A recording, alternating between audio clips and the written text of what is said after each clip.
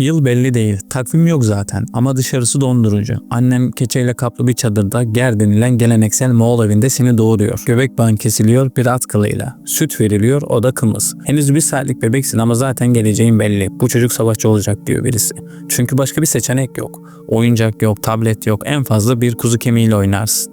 Eğlenmek için en iyi oyun dışarıda yırtıcı hayvanlardan kaçmak. Tebrikler, bir Moğolsun. Zaman geçiyor, 4 yaşına geliyorsun ama ata binmen bekleniyor. Ve evet, atın boyu senden büyük. İlk bindiğinde düşüyorsun, ikinci bindiğinde de, ama üçüncüde artık Moğol gibi atın üstünde durabiliyorsun. Kendi yayını yapıyorsun, taş uçlu, hedef keçi dışkısı. İlk hedefi tutturduğunda baban sana şöyle diyor: artık gerçek bir Moğolsun. Okul yok ama hayatın kendisi zaten okul. Ders rüzgarın yönü, atın teri, yırtıcı kokusundan tanımak falan. Zaman yine geçiyor ve artık 13 yaşına geliyorsun ve gözlerin hep uzaklarda. Gök Tengri'ye sorular soruyorsun. Ben neden sadece buradayım? Neden Çin Seddi bu kadar uzun falan? Ve sonra atına atlayıp cevapları aramaya başlıyorsun. İlk küçük seferin bir komşu kabilenin keçilerini çalmak oluyor. Kazanıyorsun ama asıl kazancın özgüvenin. Artık biliyorsun, duramazsın. Ve 16 yaşına geliyorsun. İlk gerçek savaşa katılıyorsun. Karşında başka bir kabile. Hedef toprak değil, ganimet, ünvan ve intikam.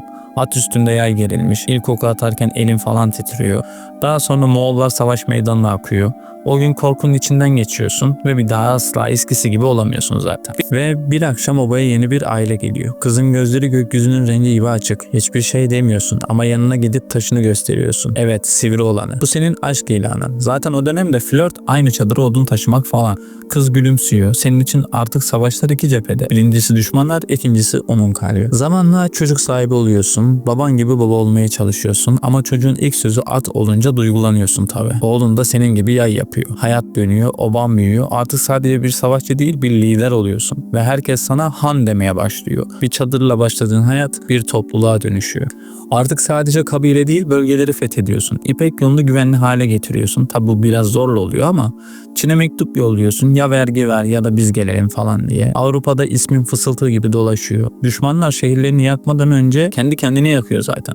Çünkü sen bir korku dalgası gibisin. Ama içindeki çocuk hala bir mamut resmi çizmek istiyor. O yüzden savaştığın şehirlerin duvarına bir iki çizik atıyorsun. Zamanla tabii ki yaşlanıyorsun. Kımız eskisi kadar güzel gelmiyor. Ama hikayelerin gençleri etkiliyor. Biz de senin gibi olmak istiyoruz diyorlar sana. Ama sonra aralarından biri çıkıp senin zamanında Wi-Fi yoktu değil mi deyince moralin bozuluyor. Senin zamanında hayatta kalmak için çadır taşınıyordu. Şimdi şarj aleti taşınıyor. Ama olsun, çünkü sen Gök Tengri'nin en hızlı çocuklarından biriydin. Bir sabah kalkamıyorsun. Oba sessiz, atların sesi bile duruyor. Çadırın içine giren güneş yüzüne vuruyor. Gözlerini kapamışsın ve bir dönemi kapatmışsın. Ardında kalan mı? Haritalarda hala silinmemiş bir iz, at üstünde yazılmış bir efsane ve şöyle diyen torunlar: eğer bir Moğol olarak doğsaydım dünya başka olurdu.